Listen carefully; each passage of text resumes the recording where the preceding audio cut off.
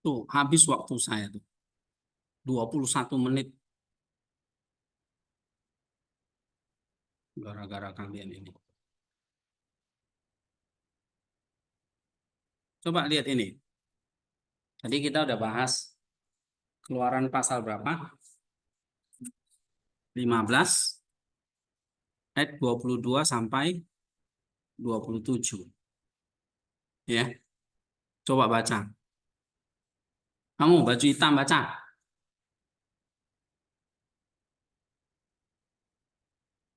Ayat Alkitab pun nggak bawa kamu. Udah kamu baca Hizkia.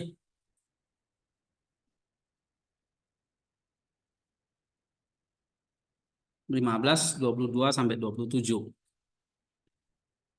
Di Mara dan di Elim, Musa menyuruh orang Israel berangkat dari laut Teberau. Lalu mereka pergi ke padang gurun Syur. 3 hari lamanya mereka berjalan di padang gurun itu dengan tidak mendapat air. Sampailah mereka ke Mara, tetapi mereka tidak dapat meminum air yang di Mara itu karena rasanya pahit. Itulah sebabnya dinamai orang tempat itu Mara. Lalu bersungut-sungutlah bangsa itu kepada Musa, kata mereka, apakah yang akan kami minum? Musa berseru-seru kepada Tuhan, dan Tuhan menunjukkan kepadanya sepotong kayu. Musa melemparkan kayu itu ke dalam air, lalu air itu menjadi manis. Di sanalah diberikan Tuhan ketetapan-ketetapan dan peraturan-peraturan kepada mereka, dan di sanalah Tuhan mencoba mereka.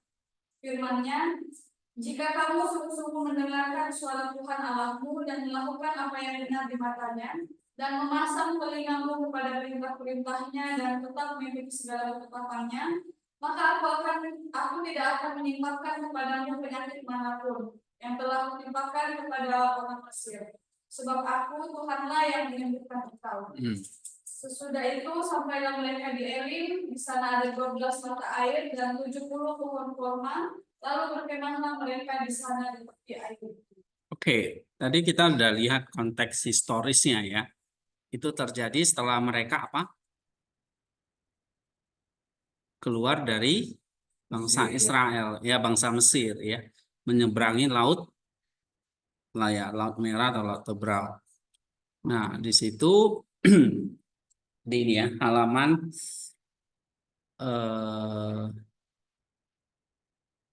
setelah ini ya, setelah mereka dituntun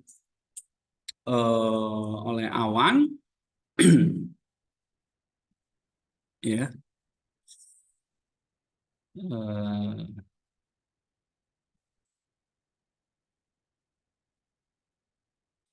mana tadi halaman berapa ya? 11 ya. Tadi yang kamu baca itu ada kejadian di mana air pahit berubah menjadi air yang manis, ya. Kan ini. Oke, ini laut. Terus ya setelah menyeberangi laut ya, mereka sampai ke perjalanan. Setelah 3 hari berjalan tanpa air, ia menjadi bingung bagaimana cara memuaskan dahaga orang banyak. Mereka mendirikan kemah di dekat genangan air asin yang lebih pahit daripada laut. Ya, kemudian mereka beristirahat. Musa yang tergerak oleh nasihat Allah menemukan sebatang kayu di dekatnya dan melemparnya ke dalam air. Ini ya. Tiba-tiba air itu menjadi manis. Nah, ini diambil dari Keluaran 15 ayat 22 sampai 27. Oke, ini kan historisnya ya. Terjadi setelah mereka eh, apa? Setelah mereka keluar dari Mesir menyeberangi Laut Teberau. Nah, kemudian kita lihat apa ini ya langkah berikutnya adalah semantik konten ya. Ini satu contoh. Ini perhatikan contohnya ya. Eh, kita hari ini coba lihat langkah ke-6. Temanya ini tadi ya, yang tentang kejadian di Mara atau di Elim. Kalau langkah ke-6 ini kan harus ada eklesialnya, Christ Center-nya gitu. Nah, kalau di Nisa itu di sini perenungannya. Ya, perenungan tempat ini halaman 50. Perenungan tempat pertama di padang gurun. Ya.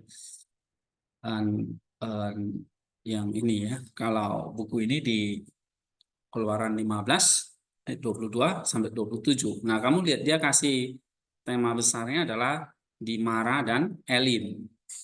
Kemudian mereka kelompokin tuh ayatnya. Ya, air menjadi manis. Kemudian Elim itu membawa springs and pond apa ya, palma gitu ya. Nah, ada dua tema besar ya yang mereka buat pengelompokannya ya. Oke, nanti kita lihat di sini. Sama nanti kita lihat teks aslinya juga ayat 22 sampai 27. Ini teks aslinya. Nah, perenungan dari Nisa ini.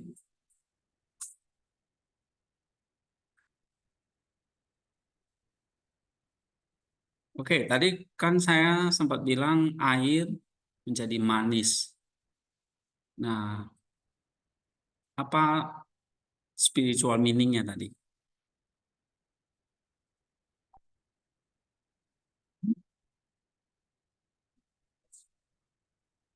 Apa? Tentang misalnya apa?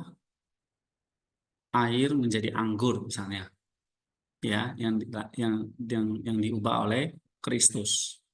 Lalu kayu di sini yang dimasukkan ke dalam air oleh Musa, lalu air itu jadi manis. Nah, kayu di sini adalah tipologi dari Kristus.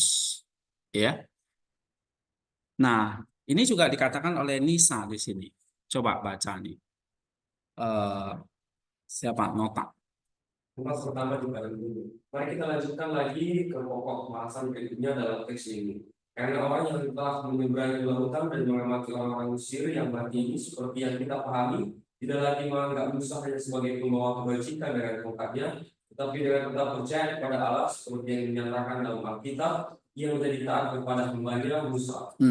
Kita melihat hal ini terjadi bahkan sampai sekarang dengan mereka yang dengan tulus menyeberangi ayat dan kemudian menyerahkan diri kepada Allah, taat seperti yang dikatakan Rasul kepada mereka yang berada di dalam iman kudus. Ya, terus Setelah mereka menyeberangi laut, mereka harus bertahan dalam perjalanan 7 hari, di mana mereka berkemah di sebuah tempat di mana airnya begitu pahit sehingga tidak dapat diminum. Namun, sebatang kayu dilemparkan ke dalam air sehingga air tersebut dapat diminum oleh mereka yang kehausan. Terus Kejadian sekarang seperti dengan apa yang terjadi. Karena bagi orang yang telah meninggalkan kesenangan Mesir, di mana ia diperbudak sebelum menyeberangi lautan, kehidupan tampak tidak menyenangkan dan sulit pada awalnya. Namun jika kayu yaitu salib dengan misteri kebangkitan dilemparkan ke dalam air, maka kehidupan kebajikan yang menjadi manis karena pengharapan akan hal-hal yang datang menjadi manis dan menyenangkan, bahkan lebih dari kehidupan kesenangan dan drama. oke, terus Tempat peristirahatan selanjutnya dalam perjalanan mereka penuh dengan pohon-pohon palem dan mata air yang dapat menyegarkan kelompok tersebut. Ada total 12 mata air yang murni dan manis serta 70 pohon kurma besar yang telah matang hingga mencapai ketinggian yang cukup tinggi. Apa yang kita pelajari dari fakta-fakta ini ketika kita mengikuti kisah ini? Kita belajar bahwa misteri kayu yang melalui air kebajikan menjadi manis bagi orang yang haus menuntun kita pada 12 mata air dan 70 pohon kurma yang merupakan acara Injil. Iya, tuh. Apa itu yang kalian pelajari?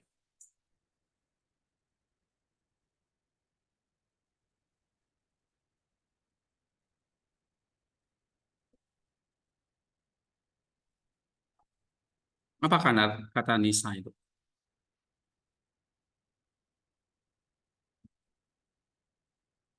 Menceritakan bahwa kayu yang dipakai oleh Musa adalah teknologi dari salib yang dimana nanti Tuhan Yesus Kristus dia disalibkan. Iya. Jadi kayu itu kalau menurut Nisa apa? Salib yang akan mengubah kepahitan menjadi manis. Ya. Jadi ada kejadian sebetulnya aneh gitu ya. Kok kayu bisa mengubah air itu jadi manis? Nah, kejadian di bangsa Israel itu, kenapa kok kayu ya? Kok bukan batu misalnya? Iya kan? Atau daun misalnya, atau eh, akar-akar gitu ya, atau benda-benda yang lain gitu. Tapi kenapa kok kayu yang dipilih? Lalu kayu itu melakukan mujizat bisa menjadi manis. Nah, ini tentu ada relasinya dengan iman kita dengan Kristus gitu. Ya. Nah, apa yang kamu temukan di sini misalnya? Coba kalau kita belajar nih ya, misalnya kamu nanti kutip nih, kamu kutip Nisa, terus kamu harus kasih kalimat analisisnya kan? Kalimat analisis itu bukan kamu cuma ngulangi lagi gitu loh. Bukan paraphrase lagi, tapi kasih novelty ya. Nah, di sini kalian harus belajar. Misalnya tadi udah dibaca nih, Keluaran 15 ayat 22 sampai 27 ya. Eh, lalu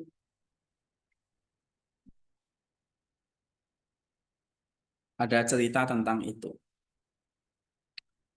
Sampai di Elim mereka menemukan 12 mata air. Nah, itu artinya apa?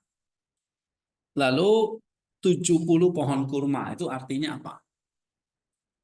Tadi ayat berapa itu Hizkia yang kamu baca? Ini loh, 15 ayat 27. Ya kan?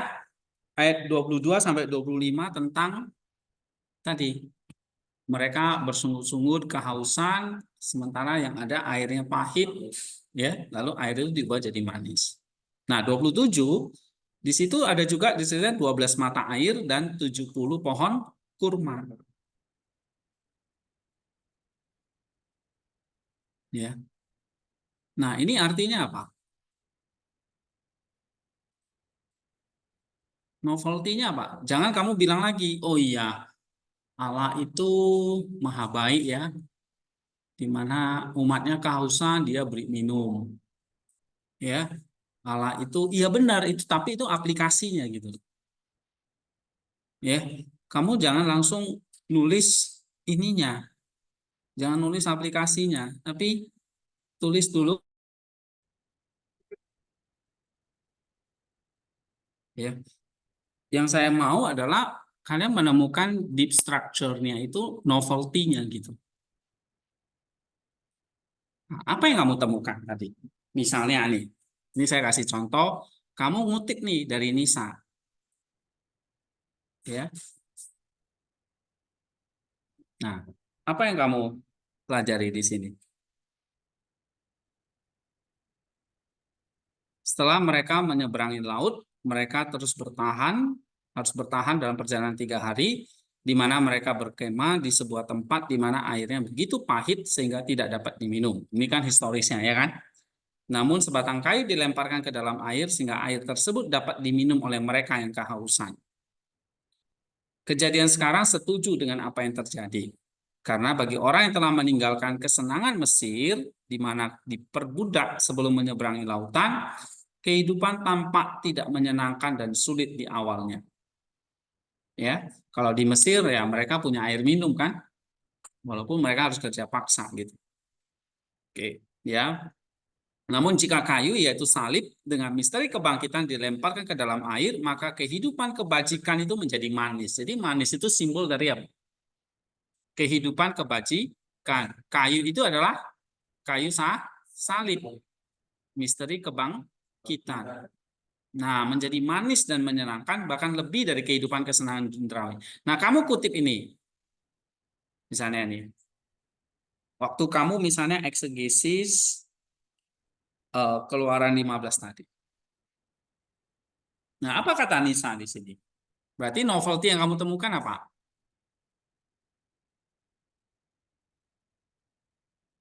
Kamu kutip Nisa, kayu yaitu salib, misteri kebangkitan.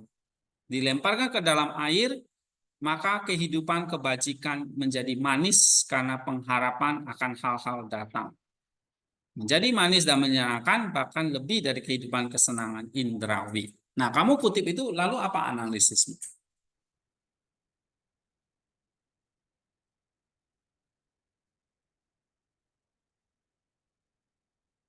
Hmm?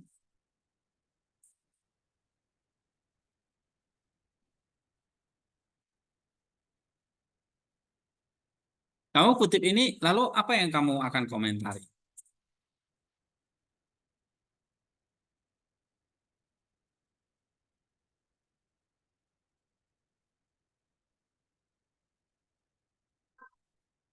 Ya kan? Misalnya kamu jelaskan di waktu kamu menjelaskan ayat 25 itu. Ayat 25 itu coba baca. Musa berseru-seru kepada Tuhan dan Tuhan menunjukkan sepotong kayu kepadanya. Musa melemparkan kayu itu ke dalam air, lalu air itu menjadi manis. Nah, terus kamu menjelaskan ayat itu kan? Lalu kamu kutip Nisa nih. Ini, dapat kan? Kutipannya dapat. Ya. Nah, setelah itu kamu kasih analisis. Apa? Apa yang kamu akan ngomong? Hah?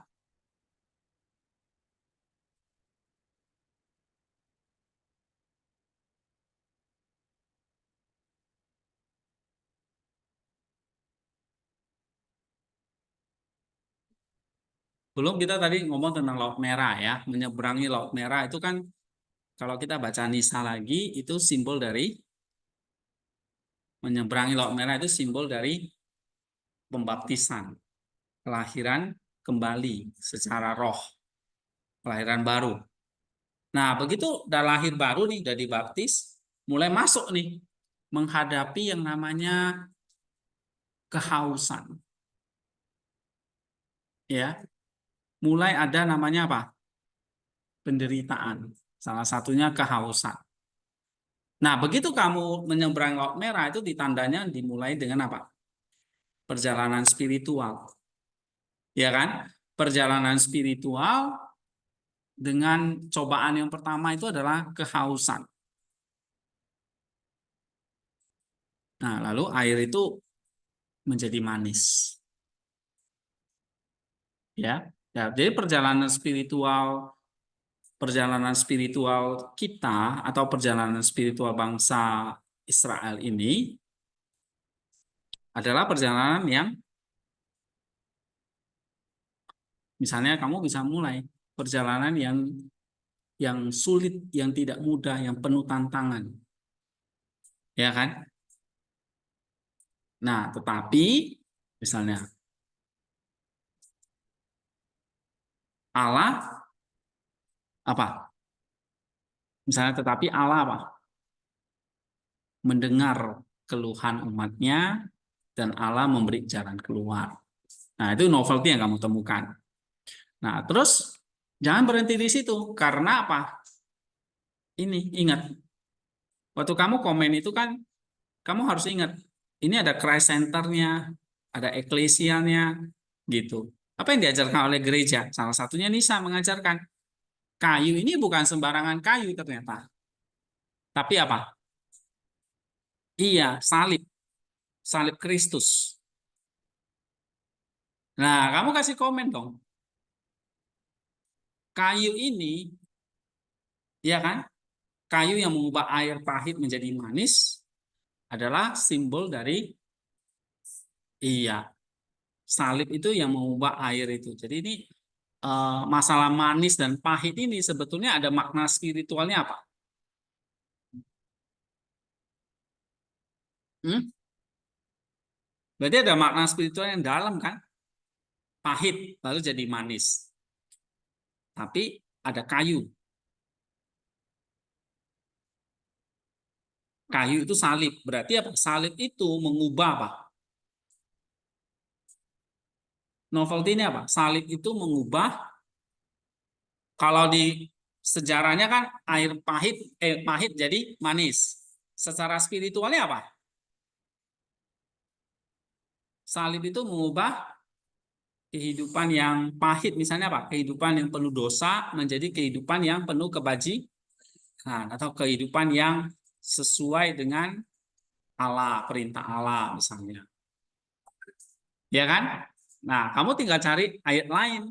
Misalnya ambil katakanlah tadi ayat 25 ya. Ayat 25 itu, nah, apa yang misalnya dalam perjanjian baru ada nggak misalnya di X reference-nya? Nggak ada ya. Atau eh, apa ya? Kristus itu mentransformasi kita. Salib itu mentransformasi kita dari kehidupan lama menjadi kehidupan yang baru, kehidupan yang gelap menuju terang, dosa menuju kebenaran. Nah, itu kan ayatnya ada kan? Misalnya kamu baca Roma pasal berapa itu? Ya, atau Yohanes, yang terang itu sudah datang, kita sudah beralih dari terang, dari gelap menuju kepada terang. Nah, itu kamu bisa ambil ayat-ayatnya. Ya. Jadi pertama kamu lihat di sini, kan kamu kutip nih, ya. Kamu misalnya bahas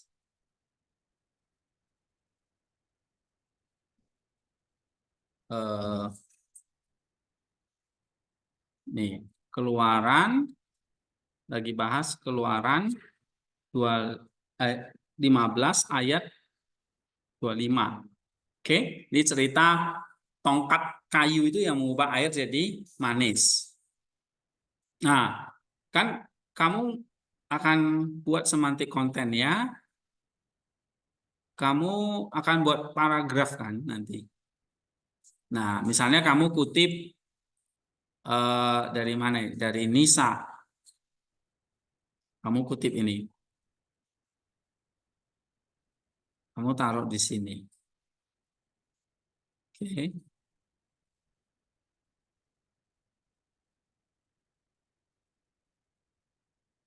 Nih ya.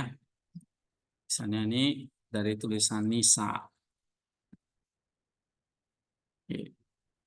Tahun berapa itu bukunya? Ya, misalnya 2000, terjemahan sekarang ya, Nisa 2024. Nah, ini kamu kutip.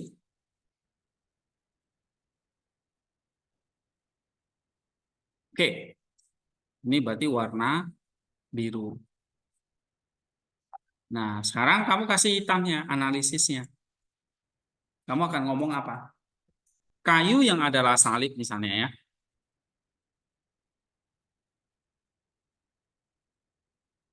Berarti di sini apa? Mentransformasikan air yang pahit menjadi manis. Nah, tetapi waktu kamu masuk ke langkah keenam ini kita udah bicara soal spiritual meaning. Nah, berarti kamu gak hanya cukup tulis gini, kayu yang adalah salib Kristus mentransformasi apa? Bukan, kamu jangan nulis lagi air pahit jadi manis gitu loh. Tapi apa? Boleh kamu tulis di sini kayu mentransformasi, misalnya boleh kamu tulis di sini nggak ada masalah. Cuma jangan hanya itu.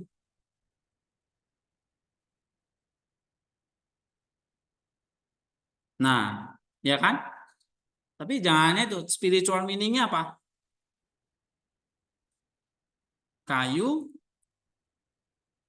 yang adalah salib Kristus mentransformasi apa? Air pahit berarti itu apa? Kehidupan yang iya, kehidupan dosa misalnya, atau dalam kegelapan, kehidupan dalam dosa menjadi kehidupan manis itu apa? Kehidupan yang penuh kebajikan. Nah, ini kan kata Nisa ini. Manis menyenangkan. Berarti menyenangkan siapa ini? Allah. Yang penuh kebajikan dan menyenangkan Allah. Nah, ini yang kamu tuliskan.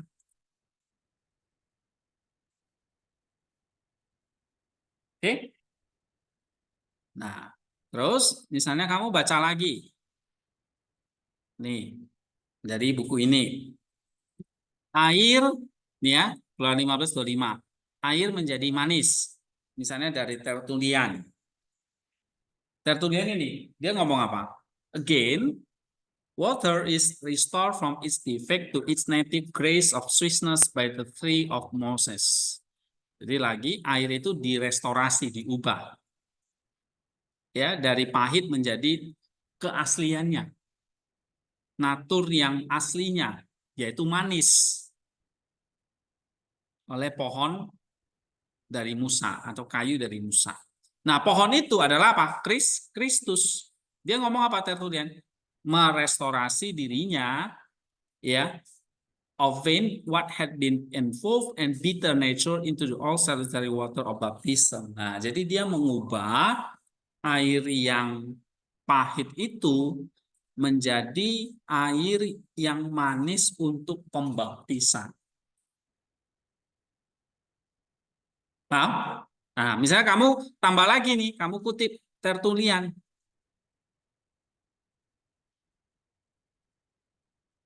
Nah, ini kan dari Tertullian.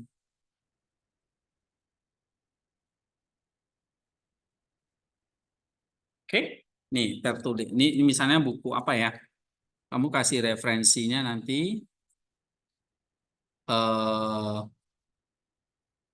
Ya, halaman berapa ini?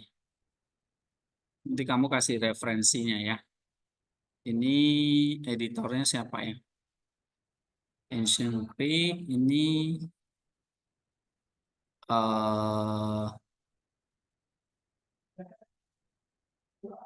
si ini ya, Thomas Oden ya, dari Oden ini. Thomas C. Oden. Oke.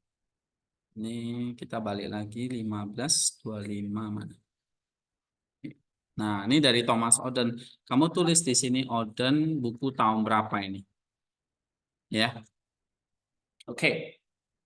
Nah, tadi kayu mentransformasi kehidupan dosa menjadi kehidupan yang menyenangkan. Lalu Tertullian ngomong, kayu itu adalah Kristus. Ya kan? Kayu itu adalah Kristus yang merestorasi dirinya ya untuk menyediakan apa? Air baptisan. Nah, jadi kamu akan lihat ini. Air yang manis itu apa?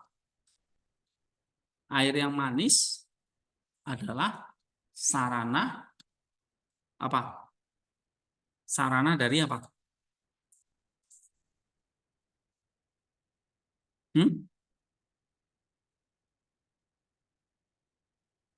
Pahit jadi manis. Tertullian itu melihat itu sebagai suatu apa?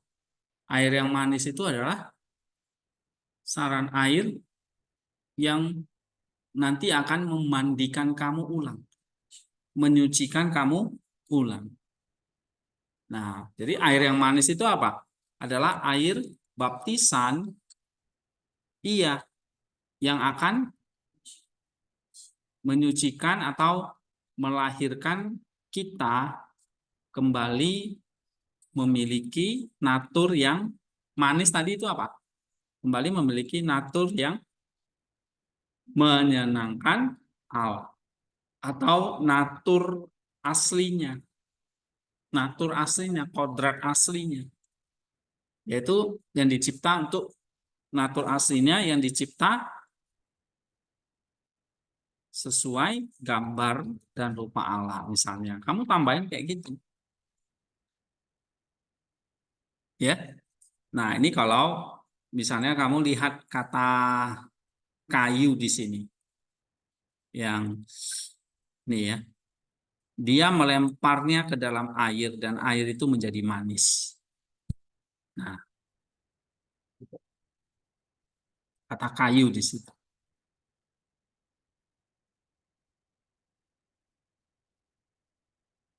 Ya. Nah, terus kamu lihat lagi di sini, Ambrosius ngomong apa? Nih. Mara was a fountain of most bitter water. Moses cast wood into it and it became sweet. For water without preaching of the cross of the Lord is of no avail for future salvation. Jadi dia ngomong, ya, Mara itu adalah bukit lah ya, tempat air yang pahit. Musa melemparkan kayu ke dalamnya dan air itu jadi manis.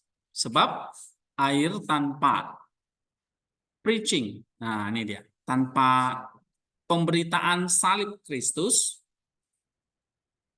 tidak ada masa depan keselamatan. Sehingga kayu itu bagi Ambrosius itu apa? Iya, kabar keselamatan. Okay, but after it has been consecrated by the mystery of the saving cross, it is made suitable for the use of spiritual level of the cup of salvation. Ya, tapi setelah dikonsekrasi oleh kayu tadi, oleh salib tadi, maka air itu menjadi air yang layak kita minum untuk keselamatan. Ya, sehingga Musa dalam hal ini Nabi cast wood into the fountain, so to the priest altar offer this font of the colors of the Lord's cross, and the water is made sweet for the purpose of grace. Sehingga di sini Musa sebagai imam, ya, priest, itu akan apa namanya, meletakkan salib itu ke dalam air. Nah, air itu akhirnya menjadi manis dan untuk diminum. Nah, ini juga berarti simbol dari apa? Air itu juga seperti anggur yang kita minum dalam perjamuan kudus, karena oleh imam itu sudah ada diletakkan kayu salib. Nah, jadi kalau di dalam imam itu air anggur itu sudah dimasukin roti tadi. Roti tubuh Kristus yang disalib itu. Nah, sehingga kita makan roti dan anggur itu. Anggur itu air yang manis tadi. Roti itu simbol tubuh yang disalibkan atau kayu tadi. Oke, nah ini kata Ambrosius. Nah, kamu bisa kutip ini. Nah, kamu kalau kutip ini, kamu jelasin lagi. Misalnya ini dari Ambrosius. Kamu kutip, ya. Nih. Berarti kamu akan komentari apa? Ya, misalnya kamu akan ngomong, demikian juga Ambrosius menjelaskan apa dia? Hah? Menjelaskan hal yang sama kan sebetulnya kan? Air yang manis adalah apa ini? Air keselamatan. Ya kan? Air anugerah. Nih. The purpose of grace. Gitu. Jadi kamu bisa dapat novelty-nya apa? Air yang manis itu berarti apa? Sarana keselamatan. Air itu yang kita perlukan. Tapi air itu yang kita perlukan tuh nggak jadi manis kalau nggak ada kayu tadi. Kalau nggak ada salib Kristus. Nah, demikian juga Ambrosius menjelaskan air menjadi manis, misalnya nih ya, karena Kristus. Karena salib Kristus yang mengubahnya. Ya, yang mentransformasinya, yang mengubahnya. Oke, air karena salib Kristus, air yang pahit lah ya, air yang pahit misalnya di sini, oleh karena salib Kristus mengubahnya menjadi apa? Dia bilang sarana keselamatan atau sarana anugerah bagi keselamatan. Nah, tetap kamu lihat di sini peranan Musa juga penting kamu soroti. Musa di sini ada nabi, maka nanti sekarang gereja sekarang pakai priest, imam, Ya kan? Oke, menuangkan salib itu ke dalam air, lalu air itu menjadi air yang manis. Atau yang kita minum dalam perjamuan kudus itu. Nah, kaitkan ke situ juga bisa. Oke, kata zerom apa? Misalnya ini. As wood sweeten Mara, so that 17 palm trees are watered by its stream. So the cross makes the water of the law life-giving to the 70 who are Christ's apostle. Nah, Jerome di ayat 25 itu, ini ayat 27 sebetulnya ya. Dia mengatakan apa? Kayu itu mempermanis air yang dimarah. Sehingga dari air yang manis itu tumbuhlah 70 pohon dikatakan kurma. Ya. Maka cross itu salib membuat air dari hukum yang memberi hidup kepada 70 yang adalah para rasul Kristus. Jadi dari 12 mata air itu menumbuhkan apa? 70 pohon kurma. Tapi dari mana 12 mata air itu? Dari air yang sudah tadi yang pahit jadi manis. Jadi dari apa? Cross itu, dari wood itu.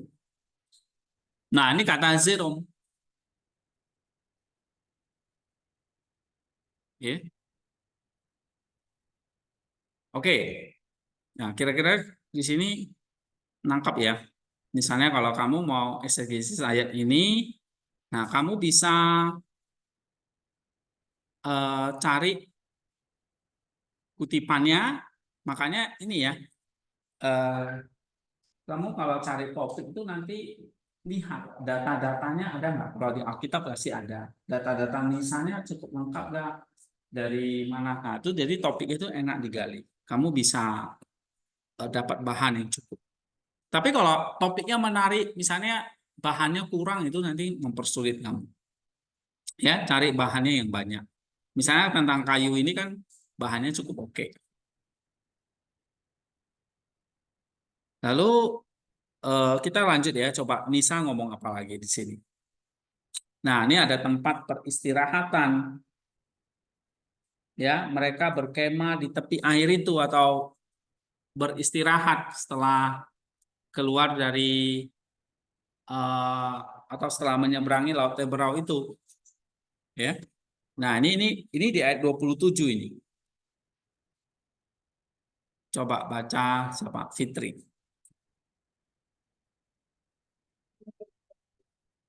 Enggak, ini tempat peristirahatan. Tempat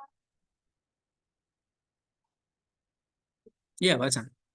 tempat peristirahatan selanjutnya dalam perjalanan mereka dengan pohon-pohon palem dan mata air yang dapat menyegarkan kelompok tersebut. Iya. Ada total 12 mata air yang putih dan manis serta 70 pohon kurma besar yang telah matang hingga mencapai ketinggian yang cukup tinggi. Iya. Apa yang kita pelajari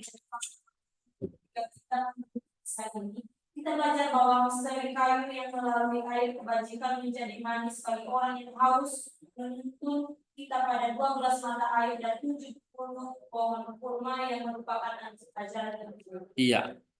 Terus 12 rasul adalah mata air yang dipimpin Tuhan untuk pelayanannya dan yang memancarkan firman-Nya. Salah satu nabi membuatkan kasih karunia yang mengalir dari para rasul ketika ia menyatakan, pujilah Allah Tuhan di dalam sidang jemaat dari mata air Israel. 70 pohon kurma adalah para rasul 12 murid yang memiliki jumlah yang sama dengan jumlah pohon kurma di dalam sejarah. Nah, jadi tahu kan? 12 mata air itu disebut apa? 12 rasul. Atau mata air yang dipilih Tuhan untuk pelayanannya, 12 rasul itu. Sedangkan 70 pohon kurma di sini para rasul, 70 rasul itu yang diutus berdua-berdua itu. Misalnya termasuk Lukas, Markus itu salah satunya.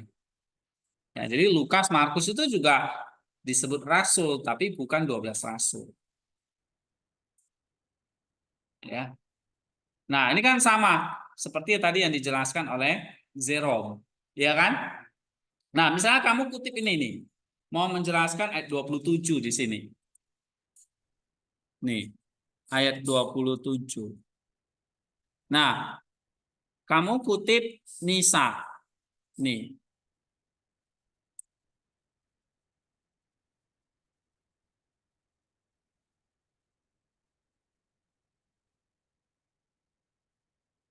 Oke, ini dari Nisa.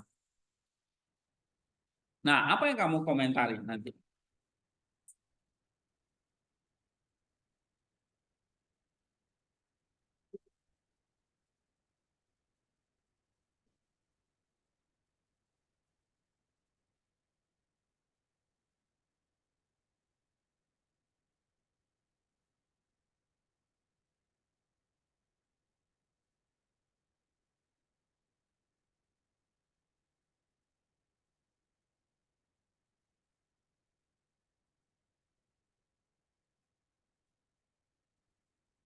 Hmm?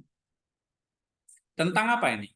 Tentang 12 mata air dan 70 pohon kurma itu kan? Lalu Nisa itu bilang apa? 12 itu adalah mata air yang terpilih. Mata air yang terpilih itu adalah 12 rasul. Lalu 7 pohon kurma itulah para rasul yang lain di luar 12 murid. Nah, lalu dari situ kamu akan komentar apa?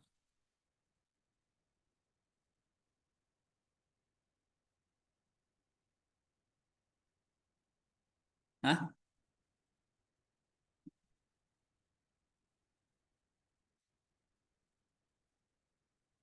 Kan tadi air yang manis itu kita itu kayak, tadi kan kamu sudah jelasin kan, air yang manis itu adalah kita diajak mengubah hidup kita tuh dari yang pahit, maksudnya dari yang penuh dosa menuju hidup yang penuh menyenangkan Allah. Oke? Tapi air manis itu nggak berhenti di situ. Dia mengaliri 12 mata air dan mengalirin 70 pohon kurma. Nah, itu artinya apa?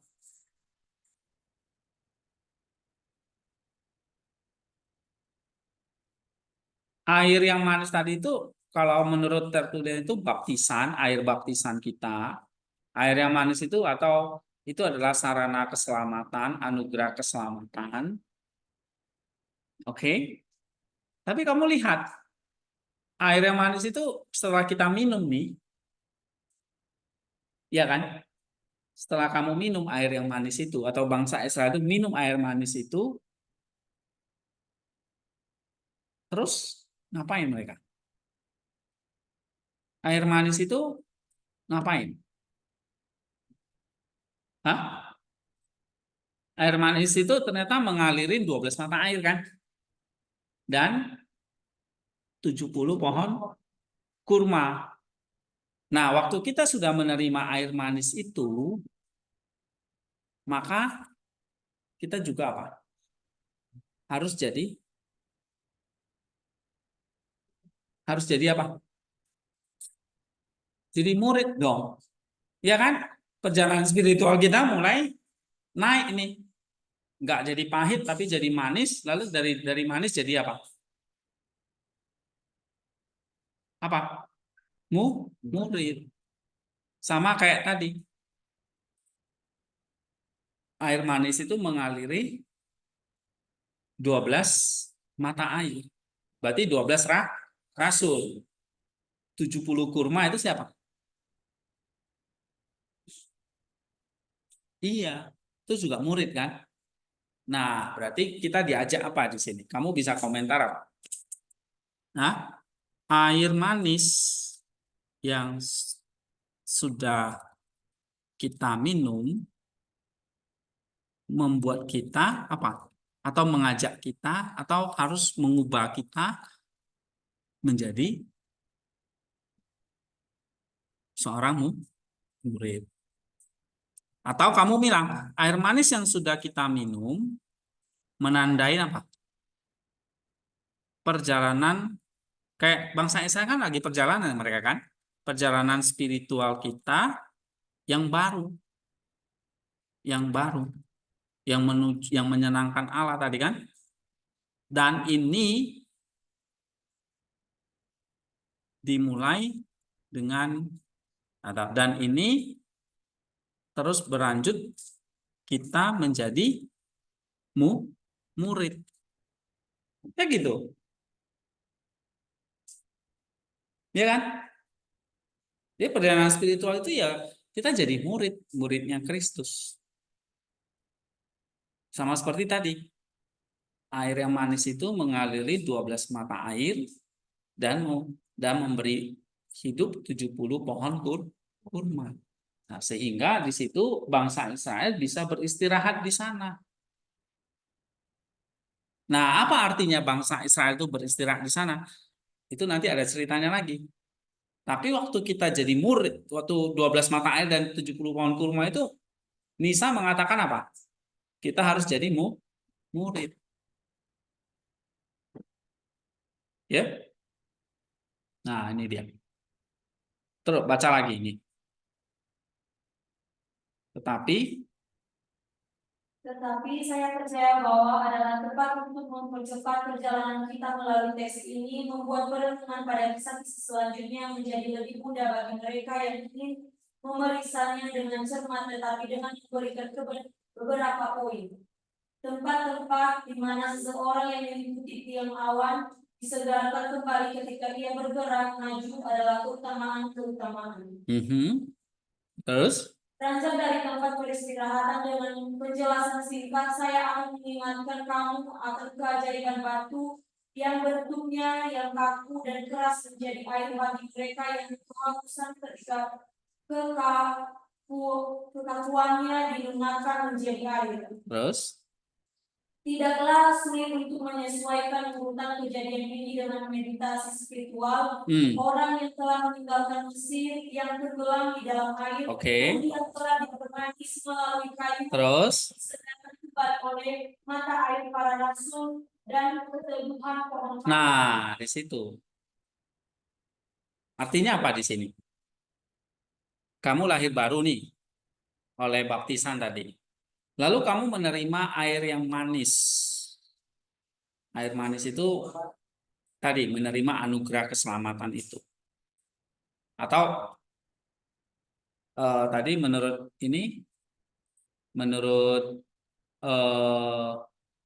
Ambrosius, ini kayak perjamuan kudus ini. Kita menerima. Ya kan? Artinya Nisa mengajak kita jadi murid. Nah, tapi jadi murid itu artinya apa di sini? Kamu dipermanis melalui kayu, tapi kamu jadi murid itu disegarkan kembali oleh ajaran para rasul. Dan disegarkan dan diteduhkan oleh pohon palem, pohon korma maksudnya. Ya, jadi jadi murid, ya. Jadi murid itu artinya apa? Kamu disegarkan oleh ajaran para rasul. Ya, diteguhkan oleh ajaran mereka. Ya, berarti kayak dikuatkan seluruh imanmu. Terus baca lagi. Ia kemudian sudah dapat menerima Allah. Karena batu karang ini seperti yang dikatakan oleh Rasul adalah Kristus yang keras dan tidak berair bagi orang-orang yang tidak percaya. Tetapi jika seseorang menggunakan tongkat iman, ia akan menjadi air yang dapat diminum oleh orang-orang yang haus dan mengalir kepada mereka yang dapat menerimanya. Karena dia berkata, aku dan Bapakku akan datang kepadanya dan tinggal di dalam dia. Nah, artinya ngerti nggak nih? Jadi kalau kamu menjadi air yang dapat diminum, kamu jadi air nih, satu sisi, kamu bisa diminum oleh orang-orang yang haus. Jadi waktu kita jadi murid, ingat, kita tuh jadi air yang manis. Memberi minum kepada orang-orang yang haus. Nah, dalam kan maknanya. Tapi kalau kalian cuma baca aja kayak baca koran itu ya nggak dapat apa-apa. Makanya kamu harus temukan apa novelty-nya. Nah, ini ya. Jadi kalau kamu kutip nih, misalnya nih. Ini kan Nisa warna biru ya.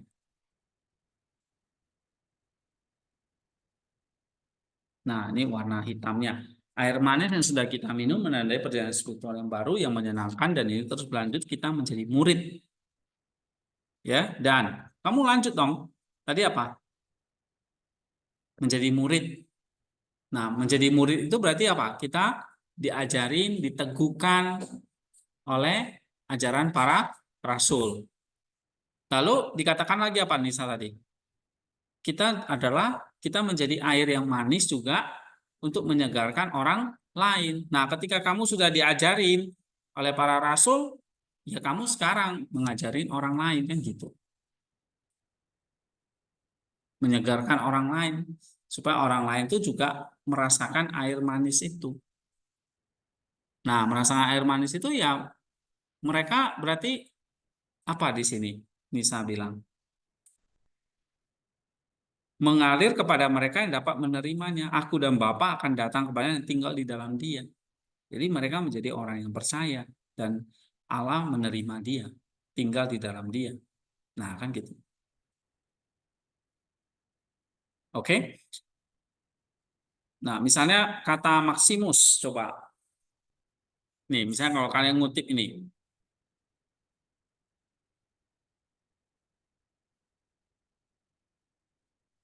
Drank water that became sweet and mild as soon as wood is thrown into the Moses. The sacrament of wood remove the harshness that noxious water bore.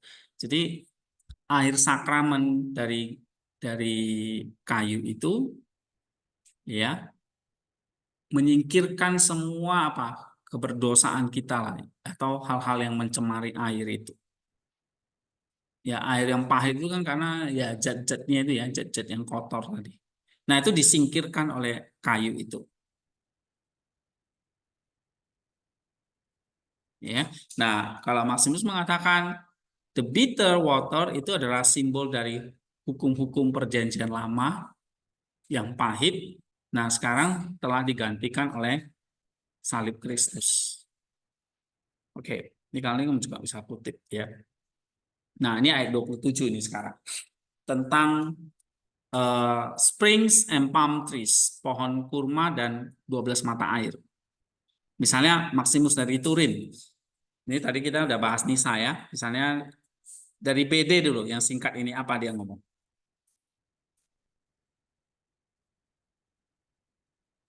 Disebut elim ini. Artinya apa? 12 mata air dan 70 pohon kurma itu disebut elim. Ya, that is of ram, so that both by its name and by its appearance it might contain the figure of the apostle and the apostolic man. Nah, tadi udah. Berarti menurut BD itu apa? 12 mata air dan 70 pohon kurma itu adalah para rasul. Gitu. Nah, kalau Maximus apa?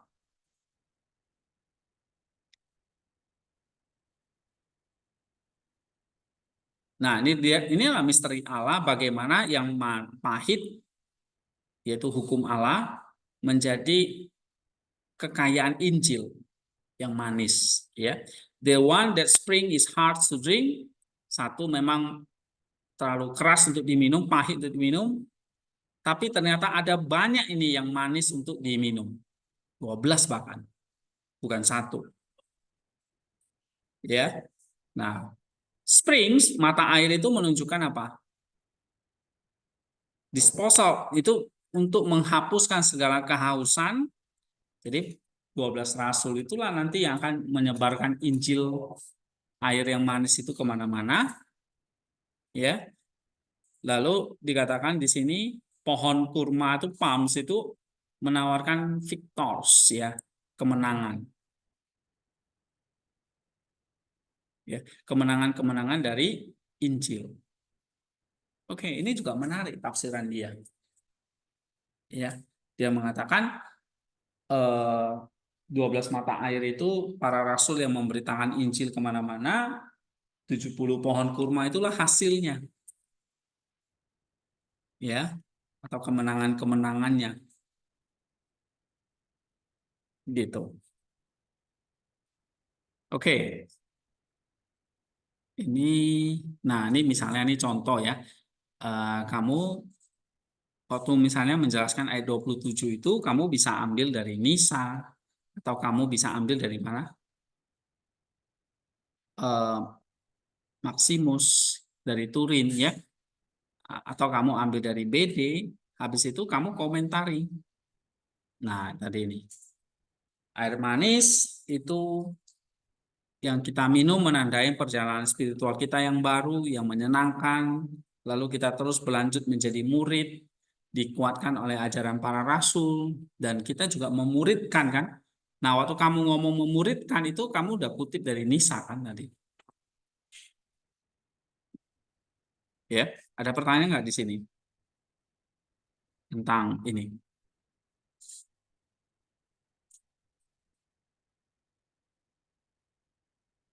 Kalau teks ini kamu lihat misalnya sekarang nih ya, cross reference-nya, mengambil teks-teks lainnya. Misalnya tadi kita bahas ayat 27 lah nih.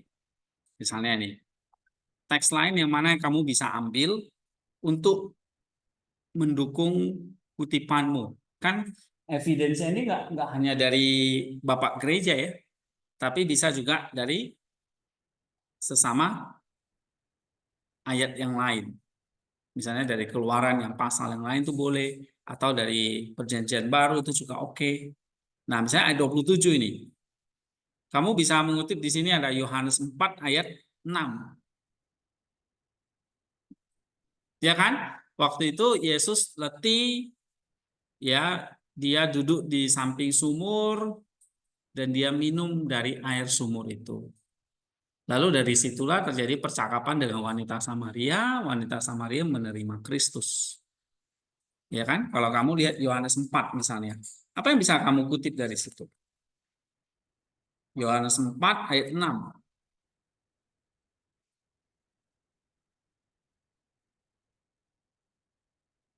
Ya kan? Ceritanya Yesus bertemu dengan perempuan Samaria. Nah, Yohanes 4 ayat sampai ya Yohanes pasal 4 itu ya, satu pasal itu. Di situ kan Yesus meminta air minum, ya. Nah, ada ceritanya hubungan, kalau kamu hubungkan ke situ juga bagus, ya. Nah, misalnya Yohanes 4 ayat yang ke mana yang kamu bisa kutip itu?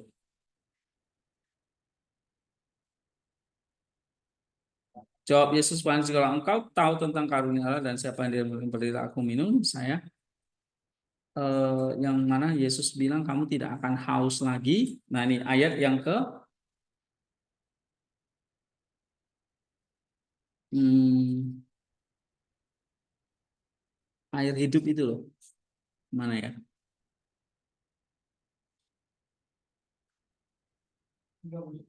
Hah? 13. Jawab Yesus kepadanya, siapa saja yang minum air ini, ia akan haus lagi. Tetapi siapa yang minum air yang akan kuberikan kepadanya, ia tidak akan haus untuk selama-lamanya. Nah, misalnya Yohanes 4 ayat 13 dan 14. Itu bisa kamu kutip untuk menjelaskan lagi. Misalnya kamu bikin paragraf baru. Ya. Jadi kalau Nisa mengatakan apa tadi? Air yang manis ini eh, apa? Menghasilkan 12 rasul dan 70 murid, ya.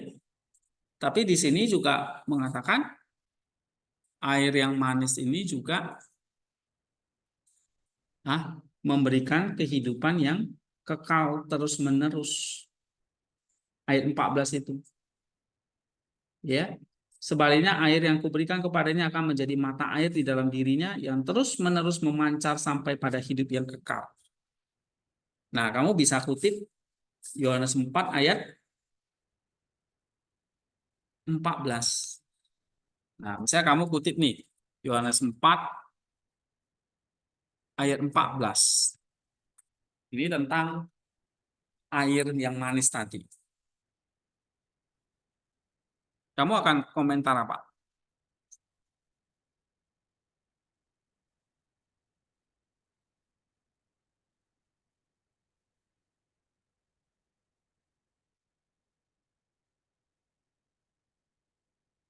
Hah? Yohanes 4:14 kan? Nah, misalnya itu.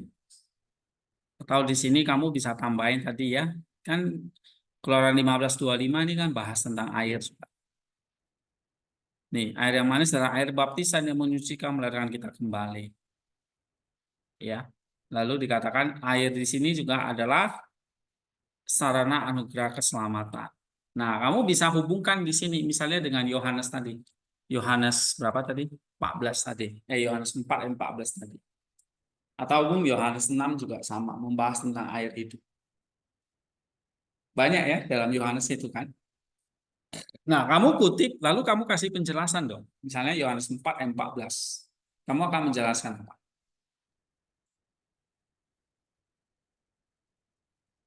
Tadi kalau Nisa mengatakan kayu itu mentransformasi kehidupan dosa, kayunya. Nih, di sini kamu menjelaskan tentang misalnya tentang kayunya. Lalu di sini kamu pakai order nih tentang air misalnya, air manisnya. Ya kan? Nah, air manisnya itu di sini air baptisan kalau menurut tadi siapa itu? Eh ini Tertullian, ya kan? Nah, ini adalah water of baptism. Nah, kalau menurut Tertullian dia adalah air baptisan. Nah, ini menurut siapa lagi tadi? Ambrosius. Oke. Nah, tentang air yang manis. Kalau kamu misalnya air yang manis kamu ambil dari Yohanes 4:14 itu gimana? Berarti itu apa?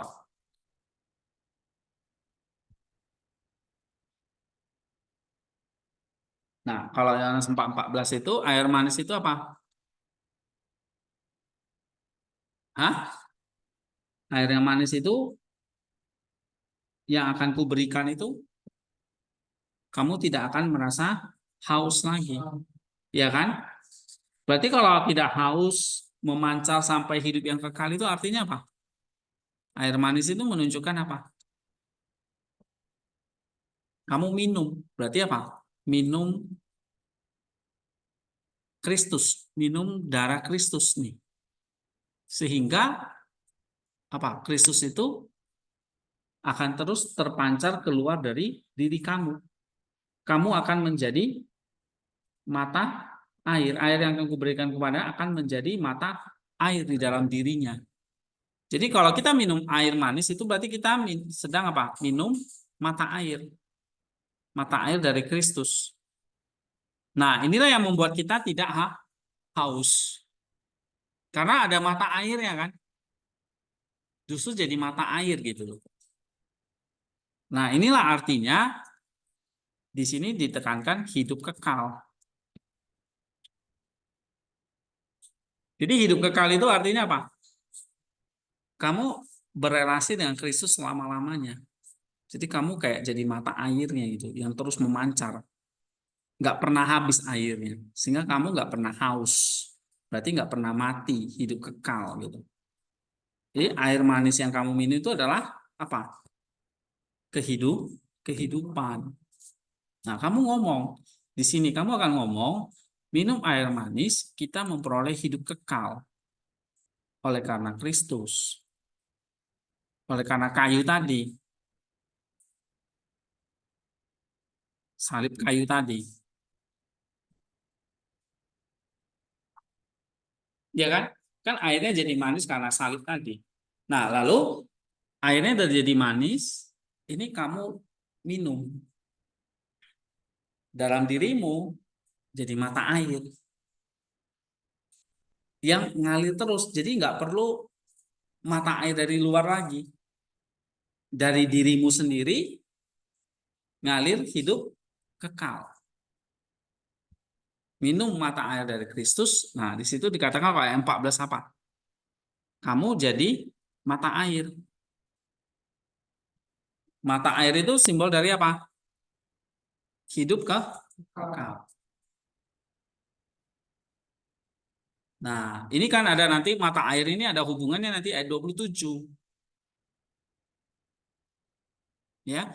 12 mata air itu 12 murid. Oke. Kalau kita tafsirkan dalam Yohanes 4 itu mata air itu juga eh, kita, bukan hanya rasul. Ya rasul ya pasti hidup kekal, dia punya mata airnya. Tapi kita juga jadi murid, kita juga memiliki mata air itu. Nah, maka di sini kamu lihat air manis yang sudah kita minum menandai perjalanan yang baru yang menyenangkan, dan itu terus berlanjut kita menjadi murid, ya. Kita menjadi seperti para rasul. Kita karena apa? Karena kita juga menjadi mata air seperti para rasul.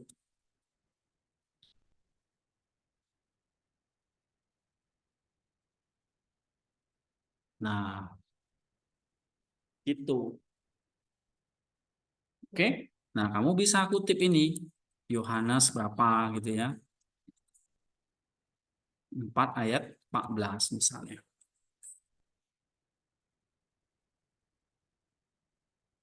Nah, ini novelty-nya. Kalau ngutip Yohanes 4, 14, kamu di situ dikatakan apa? Kamu mau minum air manis yang kuberikan, kamu tidak akan haus selamanya. Sebaliknya air yang kuberikan kepadamu akan menjadi mata air di dalam dirinya. Jadi air yang kamu minum itu enggak keluar jadi air kencing, gitu loh. Tapi jadi mata air. Kamu jadi seperti rasul, kamu seperti jadi murid. Artinya kamu menjadi mata air seperti para rasul. Nah, menjadi mata air di sini apa? Menjadi mata air berarti hidup kekal. Nah, kamu tinggal kasih ayatnya.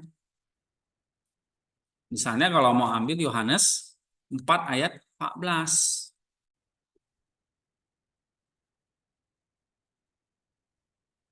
Gitu.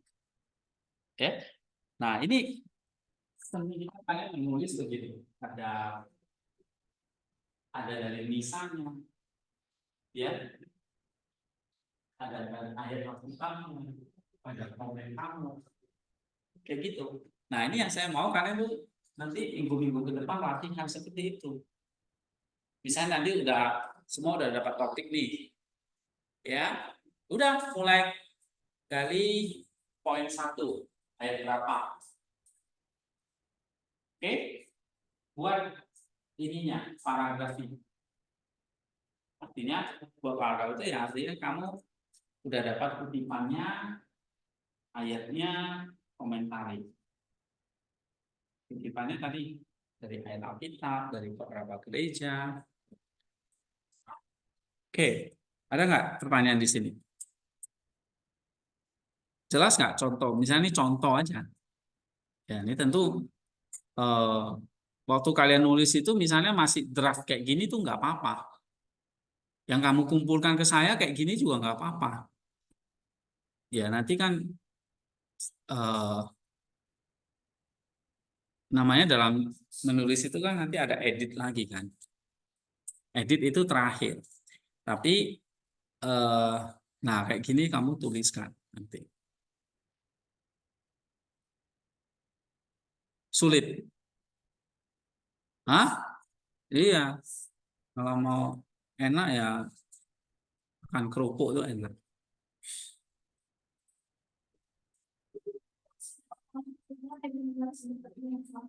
Kita aja yang sekolah kayak susah sekali banget. Kalau misalnya buku ini kan dibaca sama orang-orang, juga dari teologi. Enggak juga. Ya, ya ini kan namanya kita ngerjain eksegesisnya ya. Untuk misalnya buat orang awam ya kita masuk ke apa ya? eh, Ya kita mungkin perlu rumuskan lagi doktrinnya lebih konkret ya. buat aplikasinya yang lebih sederhana buat mereka. Tapi kalau eksegesisnya ya memang mesti dalam seperti ini. Ya. Nah, sebetulnya nggak terlalu sulit karena kalian ya ini kan baru ini ya ya belajar seperti ini kan harusnya sih ya nggak gimana lah ya kan udah sering ya. Yang penting ada datanya ya ini misalnya kamu kutip di sini misalnya tentang ayat 27 nih tentang mata air tadi kan. Nah, Nisa mengatakan ini 12 rasul. 70 kurma itu 70 rasul. Lalu kita akan kasih analisisnya apa? Oh, kalau gitu air yang tadi sudah kita minum, nah kita sekarang jadi murid nih seperti para rasul. Kita jadi seperti para rasul. Ya. Nah, terus kamu coba cek lagi ayat yang lain. Oh, ada Yohanes 4:14 nih tentang mata air itu.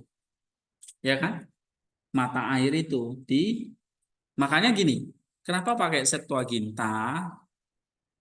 Ya, karena ada Yunannya kamu bisa ini, misalnya nih ya, mata air di sini, nah saya lupa nih. Kamu cek mata air itu 12 Springs itu kan di sini. Ini mata air itu apa? Gai, ya kan? Kamu klik kanan. Jadi nggak hanya extravernya nggak hanya di sini ya, tapi kamu bisa klik kanan, search on lemma, nanti muncul yang sebelah kiri. Nah, kamu lihat kata mata air itu muncul di banyak, ya kan? Oke, tapi kamu kalau ngutip ayat ya ambillah perjanjian baru kan jelas nih. Nah, Yohanes 4 ayat 6 kamu bisa kutip, Yohanes 4 ayat 14. Nih. Atau kamu mau misalnya nih, mau ambil Yakobus 3 coba. Oke, ini enggak relevan ya. Cari yang relevan. Misalnya 2 Petrus. Guru-guru palsu itu adalah mata air yang kering. Nah, berarti kalau mata air yang tidak kering itu apa? Guru-guru Injil, kan gitu. Tapi paling relevan apa? Misalnya Gepta itu Pega itu di Markus 5 ada. Oke, ini enggak. Yohanes eh, Yohanes 4 ayat 14 paling relevan. Nah, di sini kamu bisa. Nih, kamu udah kutip kan ayatnya tadi? Nah, ini. Oke. Atau tadi misalnya Yohanes tadi yang Keluaran eh, berapa tadi? Keluaran 15 ayat 25.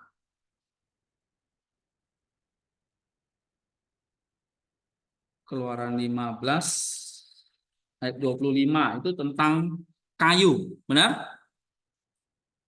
Nah, kita mau cari kata kayu atau tree, pohon di situ. Ya. Nih, nama Yunani apa? Sulon. Klik kanan, search lemma. Nah, kamu akan lihat di Yohanes coba.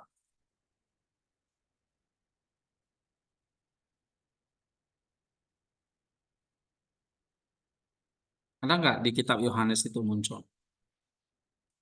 Tongkat atau kayu itu? Nggak ada ya. Search,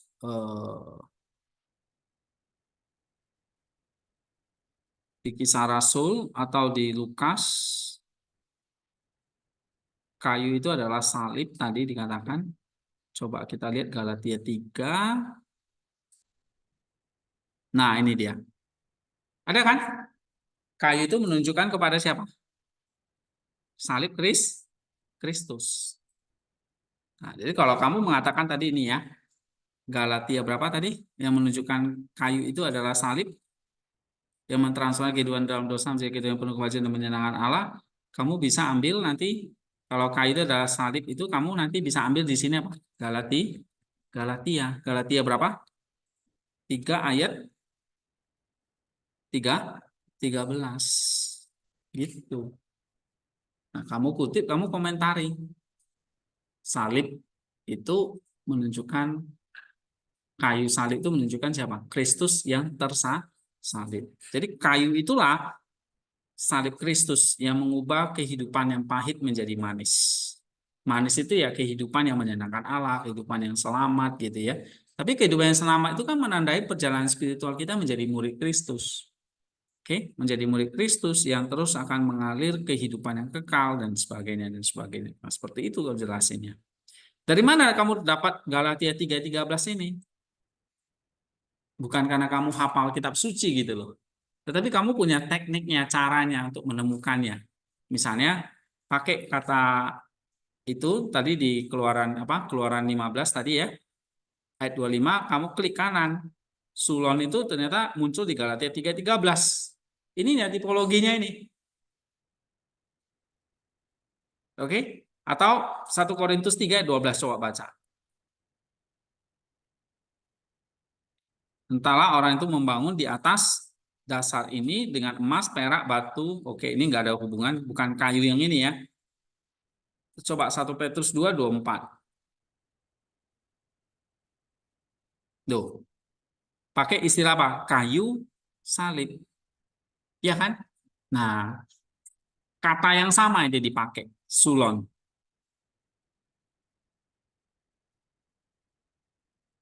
Paham nggak di sini? Kamu nanti ngerjain nggak bisa, diajarin belengok-belengok di situ. Oke? Nih, berarti kamu bisa tambahin apa? Coba baca 1 Petrus 2:24. Ya sendiri telah menyebut dosa kita di dalam tubuhnya bersalib, supaya kita yang telah mati terhadap dosa hidup untuk kebenaran. Oleh biru-birunya kamu telah sembuh. Nah, memikul dosa di kayu salib. Berarti dosa itu pahit kan? Kemudian diubah jadi manis. Itu lawan dari dosa apa? Hah? Dosa melanggar Allah. Berarti ketaatan. Manis itu adalah taat. Menyenangkan Allah itu taat. Menyenangkan Allah itulah taat. Itulah manis. Itulah hidup yang manis maksudnya. Nah, kamu bisa ambil referensinya lagi mana? 1 Petrus 2. Iya. Nah, oke. Kamu kamu kan kalau mau nulis itu cari kumpulin datanya dulu gitu. Ini Nisa ini. Nah, terus ada ayat-ayat ini tentang kayu ini. Kayu itu apa? Sulon di sini. Bahasa Yunaninya adalah sulon atau sulos ya. Nih.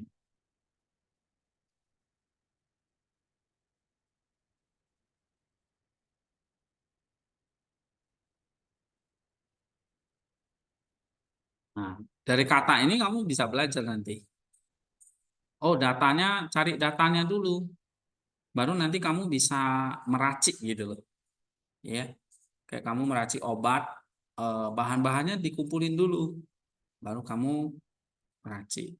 Nah, ini ada dari Nisa tentang kayu. Oke. Lalu dari buku ini apa misalnya tentang kayu? eh Nih, The Tree Was Christ ya kan? Misalnya ada Tertullian. Nah, ini kamu bisa kutip ini. Atau tadi udah ya. Nah, di bawah ini.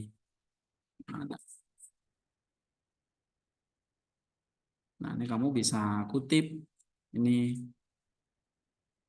Nah, kamu kumpulin dulu data-datanya.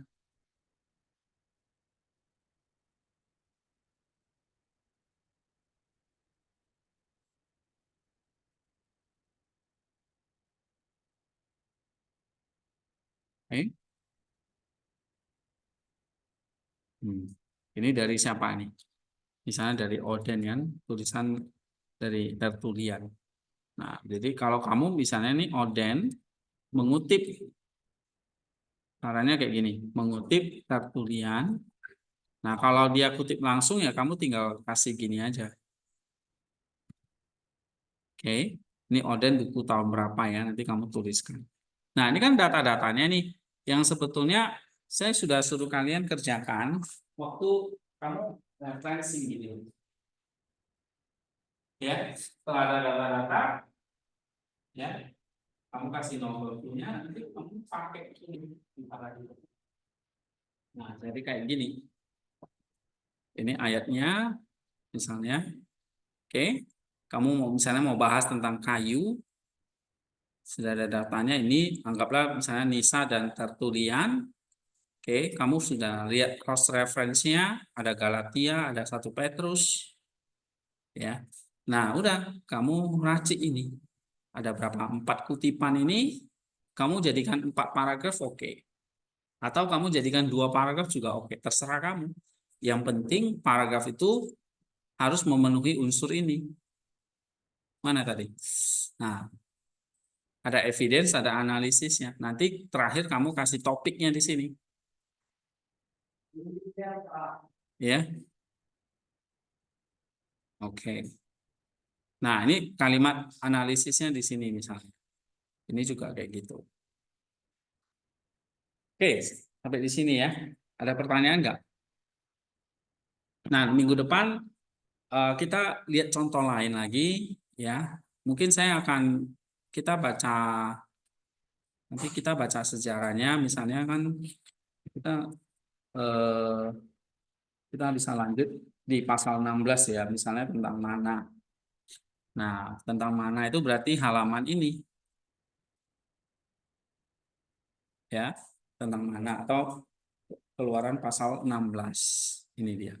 Nah, nanti tinggal kita lanjut ini minggu depan ini. Oke, pasal 16. Kita lanjutkan minggu depan ini ya. Cuma sejarahnya mungkin kita nggak tinggal, kita langsung ke sini aja deh. Langsung ke perenungan-perenungannya, terus latihan-latihan. Mungkin yang sulit apa sih? Ah, novelty-nya ya. Iya. Ya, jadi kamu misalnya kayak tadi contoh kayu. Udah jelas itu. Kayu itu apa? Salib. Tapi kan kita nggak ngarang gitu. Ada Nisa yang ngomong. Bahkan dalam Galatia, ya kan? Dalam 1 Petrus. Gitu. Nah, tapi kalian harus tahu caranya gimana. Oh, baca Nisa. Dapat datanya. Baca Oden ini. Oke. Lalu tadi udah dapat ayat-ayatnya, kamu misalnya klik di sini. Pakai Bible Box. Yang sebelah kiri, oke. Tadi kalau kayak Yohanes ini tadi sebelah kanan. Jadi mau kiri atau kanan ini data. Ya. Nah, caranya kita kumpulin data, baru nanti create paragrafnya.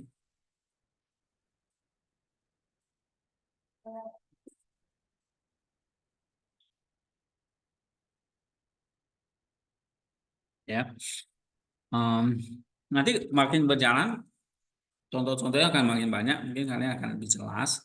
Tapi yang penting adalah cari dulu apa ini yang mau kalian bahas nanti untuk 1 minggu ke depan. Ya. Terus bukan hanya topik aja, tapi apa yang tadi saya suruh? Hah?